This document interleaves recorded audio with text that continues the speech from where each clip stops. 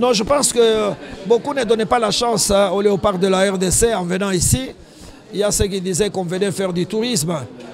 Mais je dois féliciter les joueurs. Hein. Ils se sont battus et le gouvernement de la République a mis le paquet. Ils ont effectué un stage important. Ensuite, ils sont allés à Abu Dhabi. Je pense que tout cela a contribué à la consolidation de l'équipe parce que le coach Sébastien Desabre a trouvé que c'était un stage très très bénéfique. Il a permis aux joueurs de prendre de responsabilités, n'est-ce pas, de prendre conscience et de se rendre compte qu'il faut travailler dur. C'est des jeunes joueurs, les binationaux. Notre championnat est à l'arrêt. On n'a pas pu utiliser les joueurs locaux, mais on a utilisé les binationaux qui commencent à prendre maintenant contact avec le football africain. Et je les félicite. Je félicite le staff technique, mais je dois dire bravo aussi au président Félix Tshisekedi, qui nous a toujours accompagnés, qui a aussi adopté une méthode de communication, qui rencontre les joueurs, qui échange avec les joueurs, qui met les joueurs en confiance. Et cela a eu des répercussions, parce qu'il n'y a plus de barrières entre l'autorité et les joueurs. Et on se côtoie dans les vestiaires.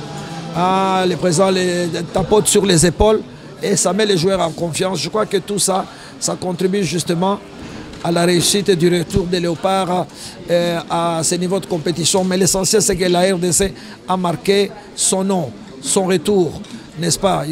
Il était grand temps qu'on revienne quand même dans cette phase finale.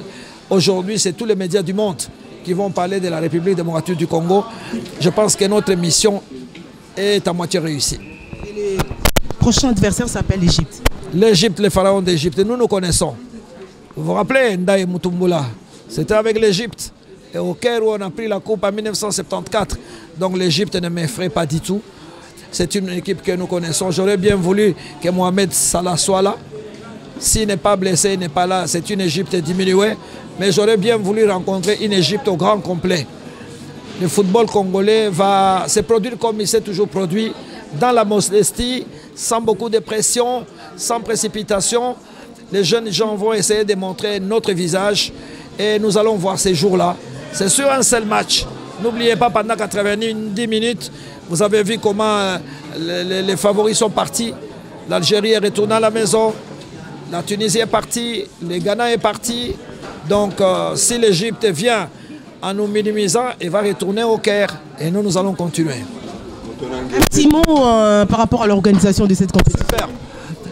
Je félicite les Ivoiriens. Vous êtes des témoins de l'évolution sur le plan infrastructure. La Côte d'Ivoire a fait un grand effort avec le président Alassane Ouattara. Les stades sont très beaux, magnifiques. Les installations de la presse sont magnifiques, de dimension internationale. Bravo à ces pays, bravo à l'organisation. Nous ne nous plaignons pas. Les journalistes sont mis dans de bonnes conditions.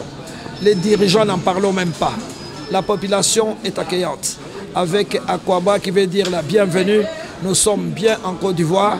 J'ai l'impression que même certains, après la CAN, vont quand même prolonger leurs vacances un tout petit peu ici avant de retourner à Kinshasa.